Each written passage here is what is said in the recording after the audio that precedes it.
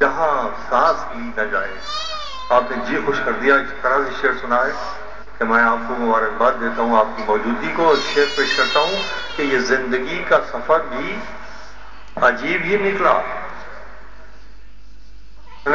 کہ یہ زندگی کا سفر بھی عجیب ہی نکلا. ملاحظہ کیجیے گا, یہ زندگی کا سفر بھی عجیب ہی نکلا. سفر میں سب ہیں, مسافر کوئی نہیں لگتا.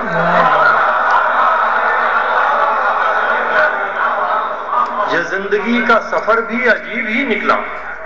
سفر میں سب ہیں, مسافر کوئی نہیں لگتا. سفر میں سب ہیں, مسافر کوئی نہیں لگتا. شعر پیش کرتا ہوں کہ میں اس سے نظریں ملاتے ہوئے بھی ڈرتا ہوں. میں اس سے نظریں ملاتے ہوئے بھی ڈرتا ہوں کہ آنکھوں آنکھوں میں وہ ذہن پڑنے لگتا.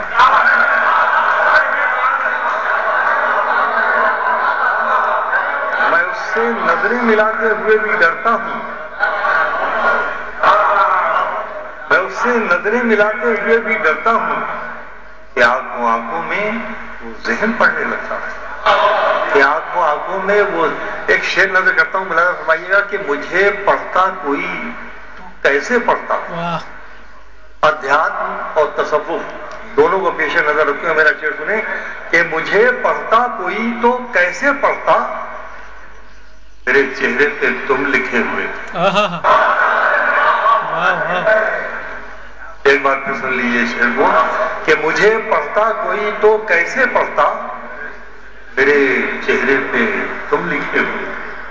میرے چہرے پہ تم لکھے ہوئے تھے. میں جن دنوں تیرے بارے میں سوچتا ہوں بہت. میں جن دنوں تیرے بارے میں سوچتا ہوں بہت. مصرع سنیے گا دوسروں اور ثبوت دیجیے گا کہ آپ تک بات پہنچ گئی کہ میں جن دنوں تیرے بارے میں سوچتا ہوں بہت, انہی دنوں تو یہ دنیا سمجھ میں آتی.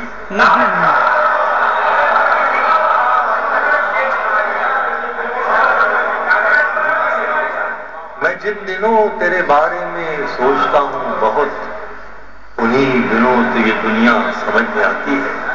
انہی دنوں تو یہ دنیا سمجھ میں آتی ہے. بہت اچھا شعر سن رہے ہیں آپ. میں بھی کوشش کرتا ہوں کہ اپنی خاکسارانہ کوشش آپ کی خدمت میں پیش کروں.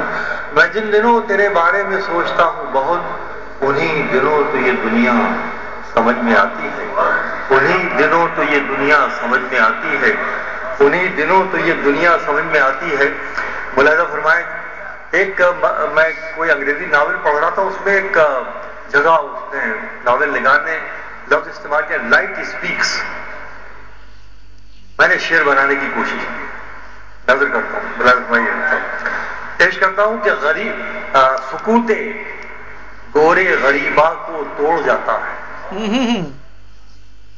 کہ سکوت گورے غریبا کو توڑ جاتا ہے. دیا جلا کے یہاں کون چھوڑ جاتا ہے.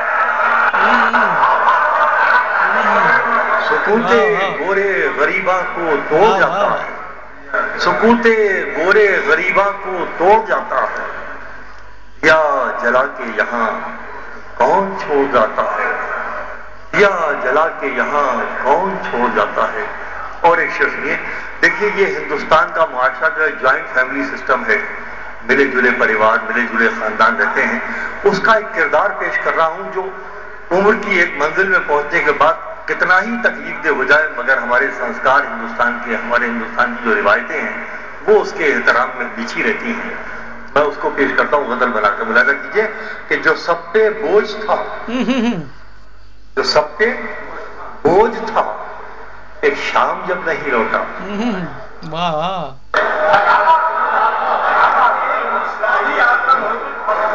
جو سب پہ بوجھ تھا, ایک شام جب نہیں لوٹا, اسی پرندے کا شاخوں کو انتظار رہا.